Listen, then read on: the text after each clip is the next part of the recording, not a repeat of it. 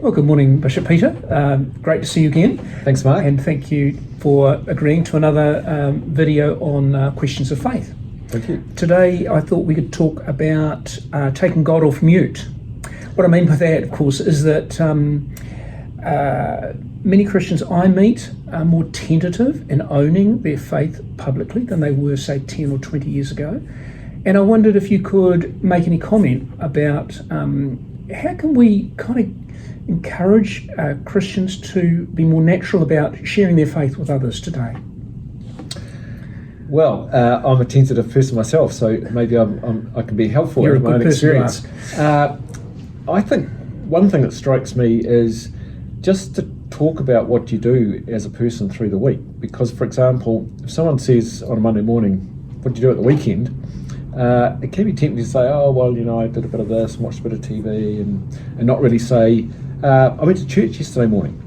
Because just naturally saying what you've done, like going to church, or maybe it's a midweek activity, a house group, that kind of thing, it can become a starting point for someone saying, you go to church. Not many people go to church, and then the conversation might more naturally unfold than if you're sort of thinking, I need to go up to this person and tell them about Jesus. Most of us don't want to do that. Culturally, it's obviously not acceptable. But it is acceptable to tell people about your life. So somehow, being courageous enough to own who you are, what you're doing with your life, and what kind of values are important to you. That's right. And it may be that in that conversation, you do need to focus on the values you have as a Christian that matter.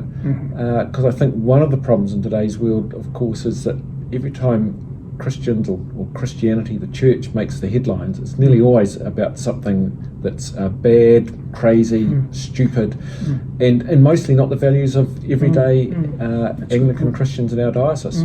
So we need to name who we are as a Christian and try and distinguish that from whatever may or may not be going on in the big media stories. Okay, that's helpful. So a couple of other questions around the same topic. What do you think the role of training and doing courses on sharing your faith and getting to know your faith more, do you think there's a role for that in our parish churches? I do, because a course will give us confidence.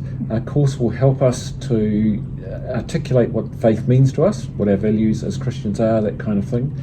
I think a course will give us, so to speak, practice opportunities for talking and articulating that faith.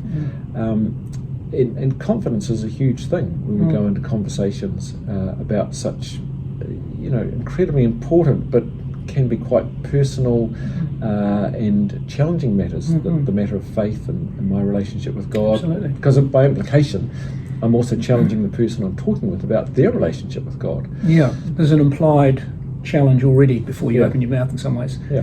What about the role of apologetics? I'm noticing in my own reading and engagement with the wider Christian community globally that apologetics is something that people are writing more about and offering books and resources around that topic. Is that helpful, do you think?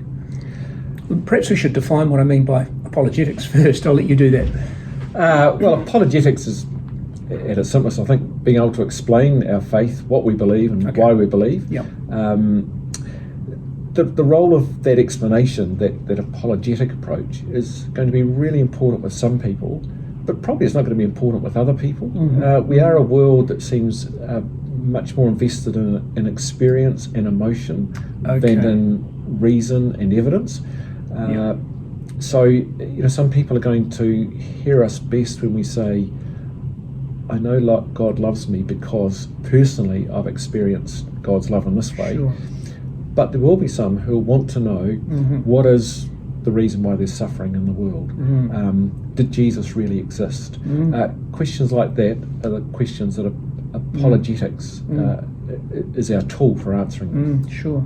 So there is a role, as well as the more subjective kind of reasons that we might give, personal reasons for faith. We perhaps need to grow in our knowledge of the rational side of faith as well, through apologetics and other sources. It's good to grow in that. Of course, I think in the end, really great apologetics will bring a person so far towards God But ultimately, a commitment to God is not just a matter of reason. Sure. It is a matter of heart, of the seat of our emotions. And so, apologetics is an important tool in the toolbox of sharing our faith. But prayer is pretty important as well. Praying that God will bring people across the line into God's family, into the kingdom. Well, thank you so much for those comments, Bishop Peter. That concludes our discussion for today. A reminder to our viewers that if you found today's question interesting, please like this video and forward it to others if you'd like to do that. And don't forget to engage with questions of faith yourself. Get involved in your local church and pass on the good news of Jesus. In these challenging times, he is the hope of the world.